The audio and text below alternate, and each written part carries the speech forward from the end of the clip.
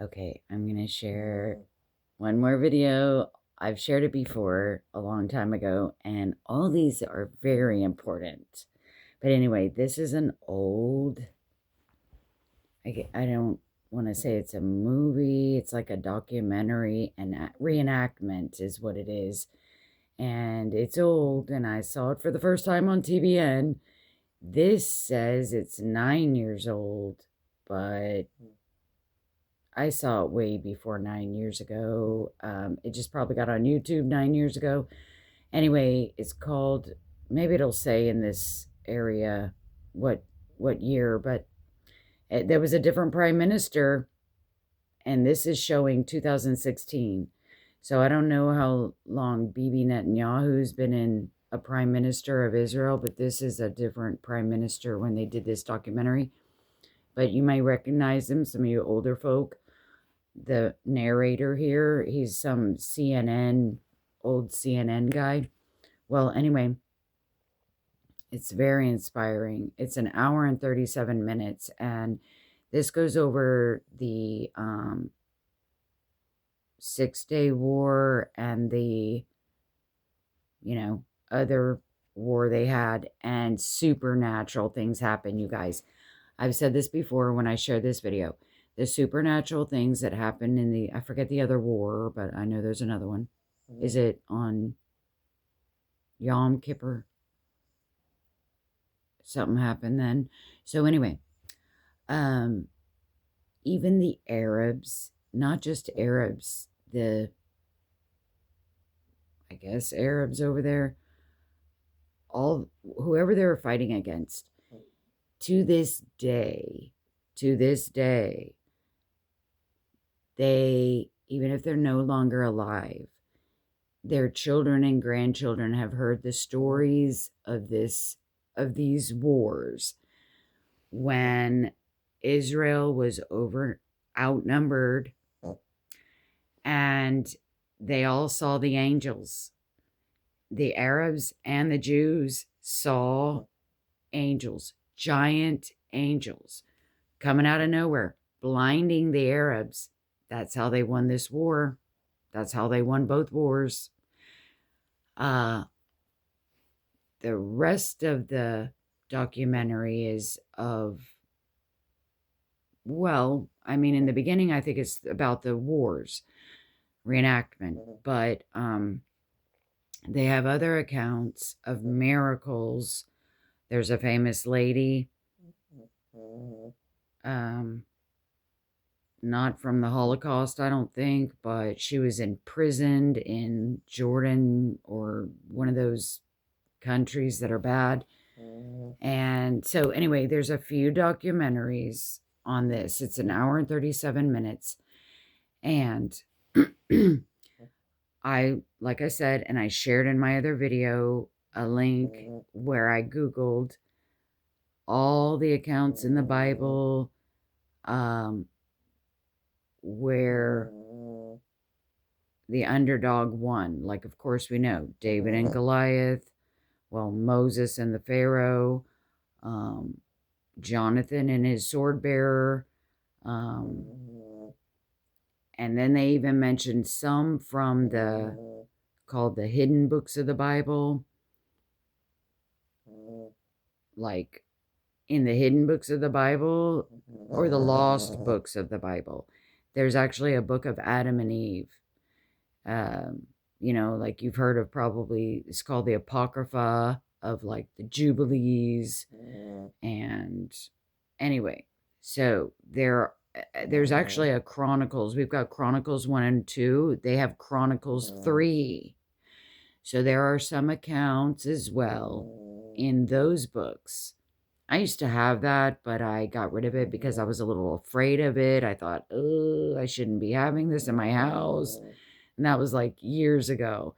But it's a thick book, and it has a lot of books in it. Probably other books that the Apocrypha doesn't have. I don't know. So anyway, there are a couple of accounts in that one, and one that I've actually heard of, that I've heard the rabbis talk about, but I forgot. I tried to find it again. But my point is that, oh, and like Gideon's army. So the point is that God always wants it so that he gets all the glory. He always wants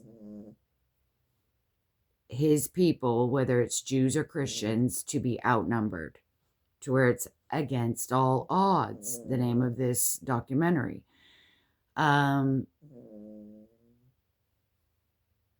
Like I said, in this documentary, the two wars, they were totally outnumbered. The angels showed up. God showed up. So that's proven. It's documented by Jews and the Arabs to this day. People that are still alive and people that they've passed the stories down. These Arabs right now that are still fighting against the Jews, they know.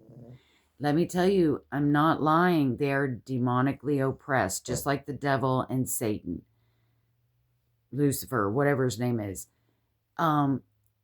He's this stupid he's as stupid as these radical Islam. The devil actually thinks he's going to win. He's not going to give up till the very end. These people, they know the history of, you mess with the Jews, the angels are going to show up. Even though they know this fact, they still push the envelope. And a lot of it might be bluffing. A lot of it, they're just thinking, well, we'll kill a few while we try. But as soon as they surround Israel one of these days again, in the end, soon, which Israel's technically kind of surrounded right now, right? America is there. Everybody is surrounding them all the time. But all of the Hezbollah, Hamas, ISIS, Brotherhood, they're all surrounding them right now. Kind of. So, where was I going with this?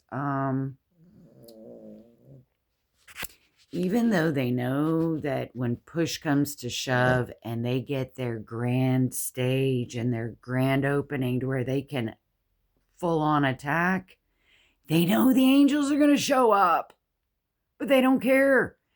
I even saw a documentary a long time ago. It was amazing. I've seen a couple of interesting stuff. They're not related, but I can't find them anymore.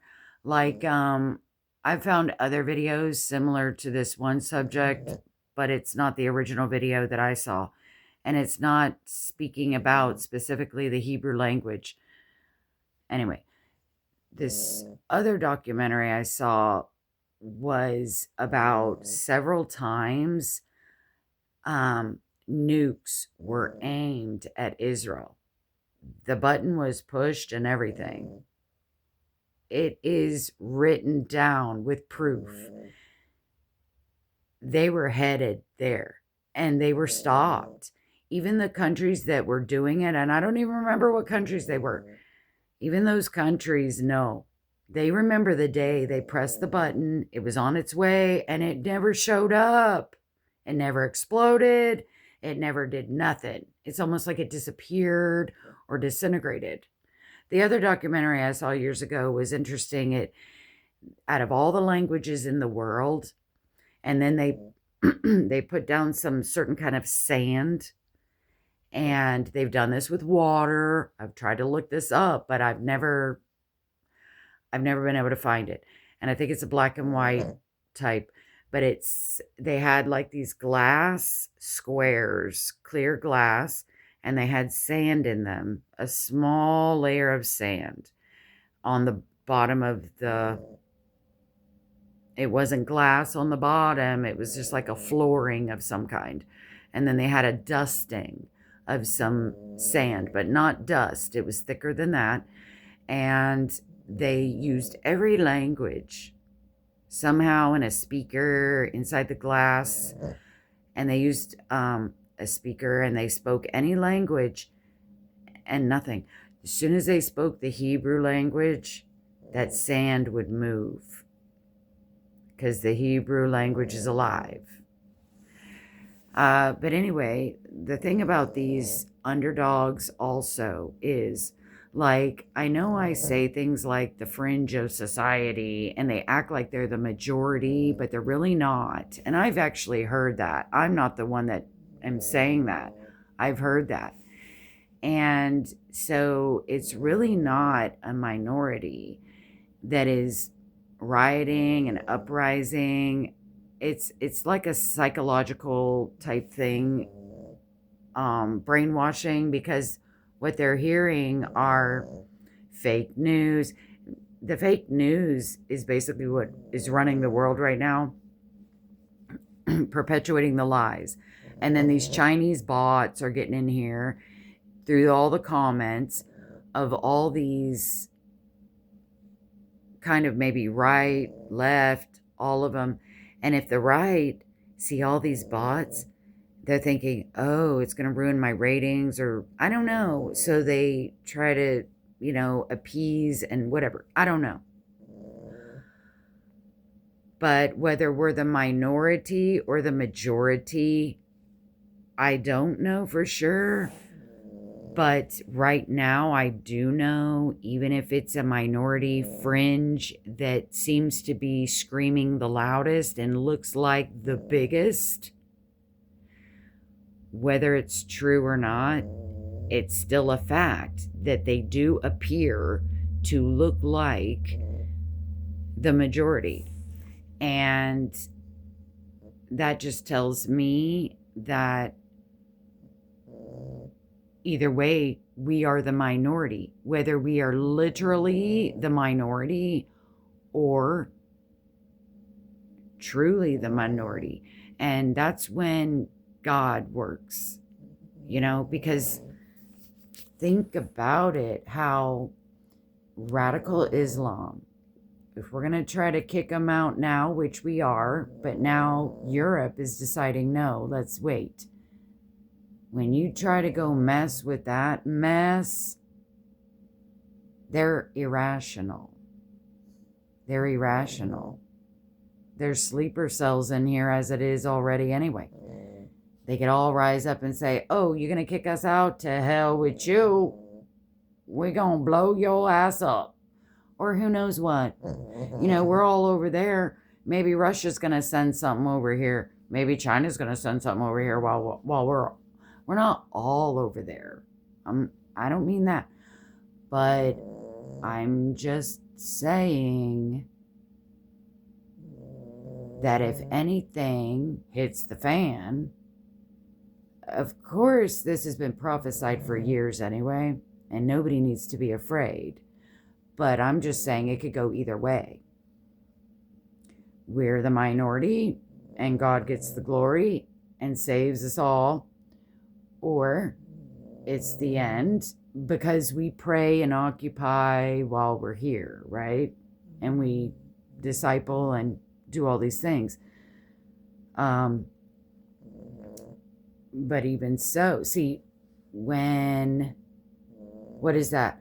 Watch and pray that you may be accounted worthy to escape all these things that will be coming upon the earth. Okay? When you're watching and you're praying, that keeps you in communion with God when you're praying. When you're in communion with God because you're praying, you really don't have any fear about anything, correct? And that is what makes you worthy to escape, because those who are communing with Him and have that relationship with Him in prayer, when you're watching and praying, you're not praying that you're counted worthy. That's not what it's saying. It's saying you're watching for Jesus and you're communing with Him. You have a relationship with Him, and you're occupying and you're obeying and you're praying for everybody He tells you to pray for. And that keeps you as Him as your Lord. When He's your Lord, that counts you worthy to escape. When you're praying to Him and you're near to Him, you're worthy because He's your Lord.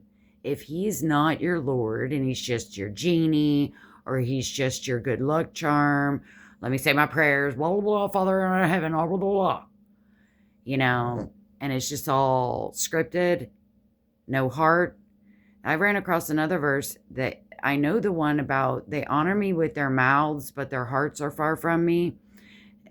There's one in Isaiah or Jeremiah. It says, they honor me with their lips, but the law of their God is not in their heart. Something to that, along that line, because I do know God does put his law in their heart, but that's not immediately. It's in one of those books, Isaiah or Jeremiah, but he says, I will do that. But before he did that, when he got so sick and tired of them, going brain dead on him, he's like, I'm going to put my law in their heart. Well, and then he repeats it again in the New Testament. So that's also for us Gentiles. It's probably all for humanity. I don't know. But the thing is that he, I forgot what I was saying. So yeah, when he is your Lord, oh yeah, it said they talk about him, but they disobey his law. Maybe is more like what it was, or that they lie. It's not the same verse as they honor me with their mouths, but their hearts are far from me. I remember quoting that a long time ago in the comments all the time. Now they say it, or they were when I stopped watching those channels. But yeah, this is very exciting. I think Iran, when we get rid of the head of the snake, that yes, all those towns like Lebanon, Jordan, all of them, Qatar, Turkey, they're all overrun, okay? Like the Palestinian Authority is overrun by Hezbollah, and each country has their military or they have their police, but it's almost like it's ridiculous because they can't even police or run their own country because these terrorist groups are kind of running the place. Like somebody mentioned, it's just a gas station. Qatar is just a gas station. They can't even run their own country. Well, they might be funding some of it, but that's probably because they're like the mafia. They really have I don't know how it works, but when the head of the snake is cut off, all those countries should be probably kind of die out with that terrorism. And then also, but now, who knows, maybe they'll come alive in the rest of the world where they are all dispersed. But I shared a video in a couple videos back maybe where somebody was saying that as soon as that country got a new president, whatever country it was, the first thing they did was get rid of all the Muslim, it's the same thing. Yeah, they got rid of them all immediately, like first on the list. And if Iran is done away with, if God allows that, because even if he doesn't, it's a huge blessing to do that because you are relieving the oppressed. It's a crime what they're doing over there. And we, I guess, have some responsibility to them. And when we sin, like I think we sinned severely when we fed the enemy during wartime, especially when Israel was our ally, and not just our ally, they are the be all et all. God's eye. They are the apple of God's eye. So not only are they a superpower, but they're the apple of God's eye, and they're our ally.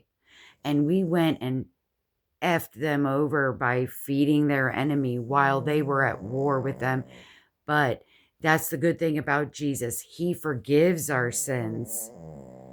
Okay? Now, we may have to suffer some consequences. Sometimes we don't. It's up to him. the bad, it's not the, at least we're not doing the opposite to where we were once good. Like, well, we were a long time ago, but you know what I mean? Like Ezekiel says, where when you're righteous, but yet you go and do something really bad and you know better because you knew better and you did something bad anyway. Now all the righteousness you did is trashed. And he's starting at now this line where you did something bad and you're going to have to pay for it until you repent. But all the good things you did don't matter anymore, because some of these Christians are thinking, oh, well, I do so many good things. I've done so many good things. I can do this one bad thing and God's going to overlook it. No, he doesn't. That's what he says in Ezekiel. So because it's not the opposite, and instead we're like, hey, can we pay penance, so to speak, for what we did feeding Gaza like that? These sick liars. They were not, and even if they were starving to death, everybody made Israel continue to give them electricity and water. They would have released those hostages in 3 hours if Biden had let Bibi turn off all their stuff. But no, it's Biden's fault. But when Trump came in, he had a big mess to clean up, and he had to kind of take it slow, probably because Biden had it so jacked way up that he had to hoist it down little by little. So even Trump kind of dragged his feet. But he, like I said, had a mess. But I don't know for sure why.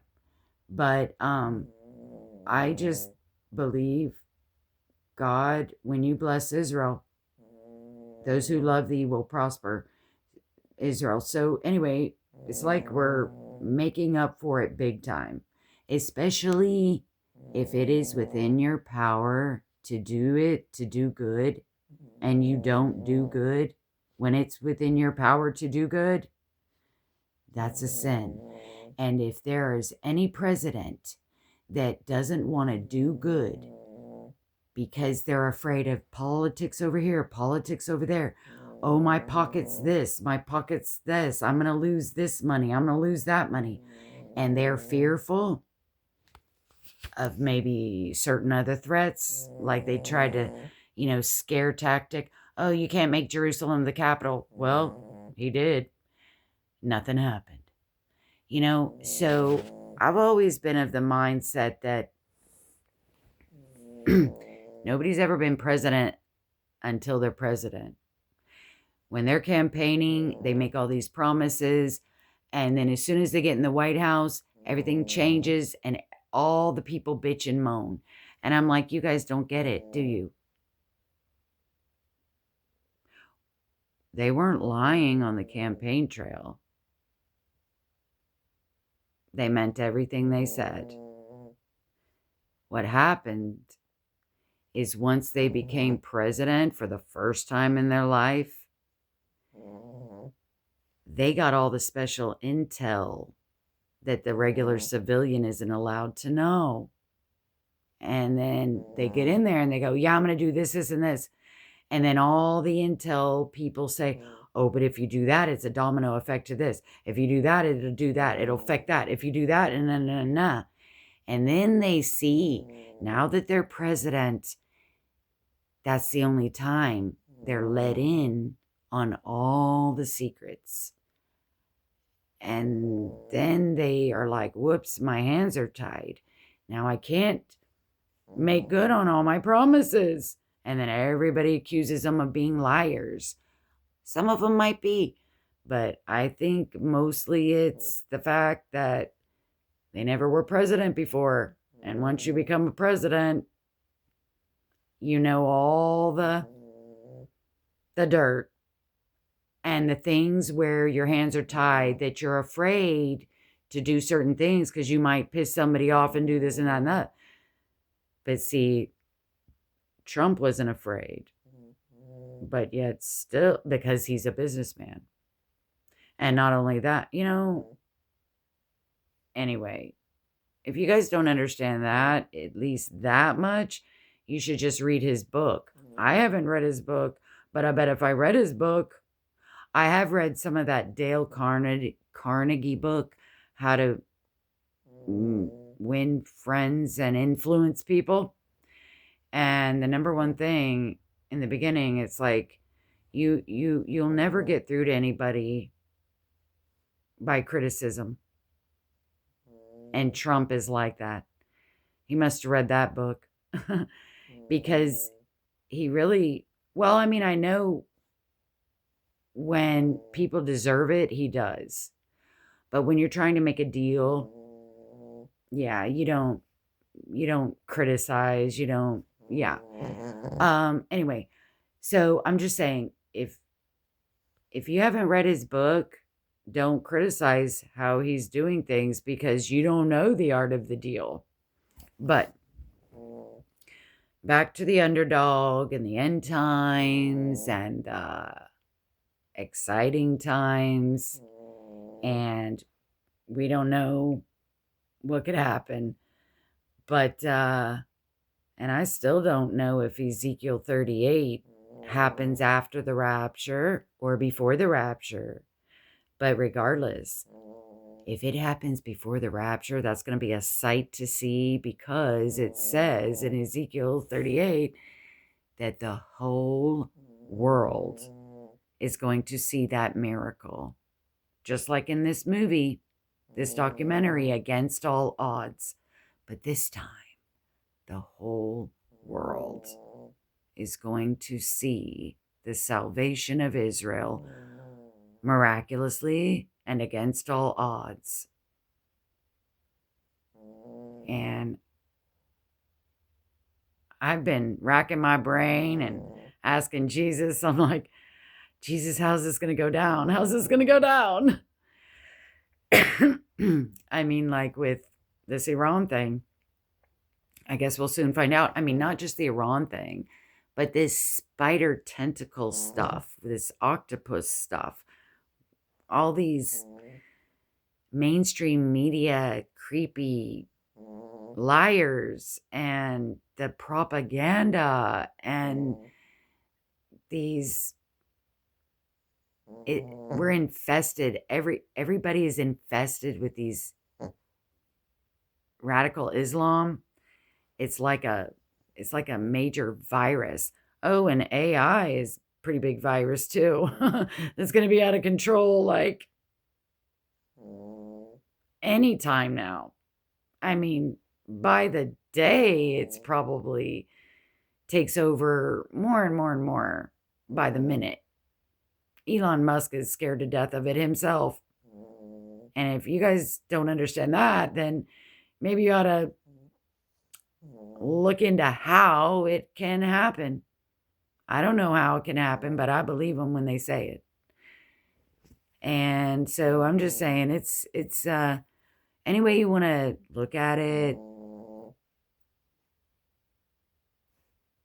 it's disintegrating. I mean, God is giving you like at least five different ways that could end it all.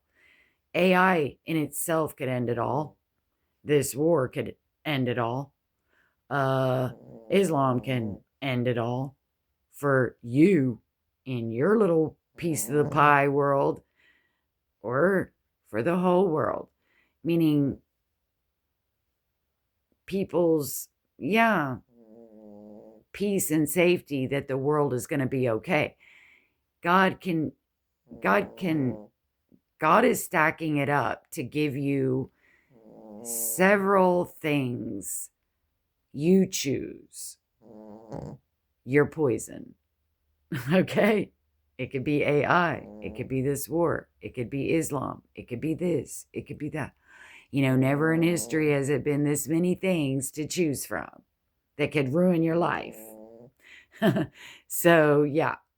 I'd say look up, and it's exciting, and if anybody's afraid, they're a fool. And God takes no pleasure in those who draw back and who have no faith and are afraid. And there's something wrong with your relationship if you're scared anyway. And yeah, you're too attached to this world. It's okay to be in the world, not of the world, but also enjoy the world, but hold on to it loosely, because God is your Lord, right? Jesus is your Lord, right? If Jesus is your Lord, everything you have, all of your reality is a gift from him. And what? You're going to get mad if he takes it back? No. We're supposed to just say, hey, God gave it to me. That's the only reason I have it, and I'm able to love it. And doesn't mean, just like the Proverbs in like 29 or 30 or 28 says, don't give me too much of the honeycomb to where I'm spoiled, and don't give me too little to where I want to kill or rob somebody. So yeah, if you're too attached to this world, that means you must have too much honeycomb or something. No one should be afraid to die if Jesus is your Lord. So, okay, I'll share this video. And whether we're the underdog in reality, figuratively, or in, what is that? Figuratively or literally? We are pretty much the underdog. And that is when God does his miracles. So watch this documentary, Against All Odds, and you'll see. You'll see. Okay, God bless you guys, and keep praying and keep looking up and keep occupying and running the race to win first place. Okay, bye.